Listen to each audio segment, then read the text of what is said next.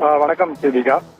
அதான் நீங்கள் குறிப்பிட்டது போல இந்த கொரோனா தொற்றானது தொடர்ந்து அதிகரித்த வண்ணம் தான் இருந்து கொண்டிருக்கின்றது. அதன் அடிப்படையில் பார்க்கும்பொழுது தற்பொழுது நாடு முழுவதிலும் 5755 பேருக்கு தற்பொழுது கொரோனா தொற்று கொரோனா தொற்றால் பாதிக்கப்பட்டிருப்பதாக மத்திய அரசு புள்ளிவிவரங்கள் வெளியிட்டிருக்கின்றது. நேற்று ஒரே நாளில் 391 பேருக்கு இந்த பாதிப்பு ஏற்பட்டிருப்பதாக தெரிவிக்கப்பட்டிருக்கின்றது. நேற்று முன்தினம் 5364 இருந்தது. தற்போது நிலவரப்படி அது 5755 உயர்ந்திருப்பதாக மத்திய அரசு தற்போது புள்ளிவிவரங்களை தெரிவித்திருக்கின்றது. கேரளா, குஜராத், மகாராஷ்டிரா, டெல்லி உள்ளிட்ட மாநிலங்களில் தொடர்ந்து அதிக அளவில் இந்த கொரோனா தாக்கமானது இருப்பதை பார்க்க முடிகின்றது.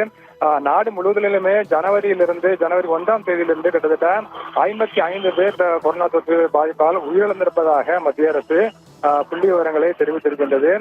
நேற்று முன்தினம் வரையில் 4 பேர் நேற்று முன்தினத்துக்கு மட்டும் 4 பேர் உயிரிழந்ததாக மத்திய அரசு தெரிவித்திருந்தது. தற்பொழுது இன்று காலை 8 மணி நிலவரப்படி அனைத்து மாநிலங்களிலும் எத்தனை பேர் உயிரிழந்திருக்கிறார்கள் என்பது தொடர்பான புள்ளி விவரங்கள் இன்னும் பதிவேற்றம் செய்யப்படவில்லை. ஆனால் நாடு முழுவதிலும் கொரோனா தொற்று அதிகரித்திருக்கிறது. 5755 உயர்ந்திருப்பதாக தற்பொழுது மத்திய அரசு வெளியிட்டுள்ள புள்ளி விவரங்களில் தகவல் தெரிவிக்கப்பட்டிருக்கின்றது. நாடு முழுவதிலும் கொரோனா தொற்றால் நேற்று ஒரே நாளில் எத்தனை பேர் உயிரிழந்தார்கள் என்பது தொடர்பான தகவல் இன்னும் சற்று நேரத்தில் வெளியிடப்படும் என எதிர்பார்க்கப்படுகிறது. தீபிகா, விவரங்களுக்கு நன்றி ஆண்டன் ஜவஹர்.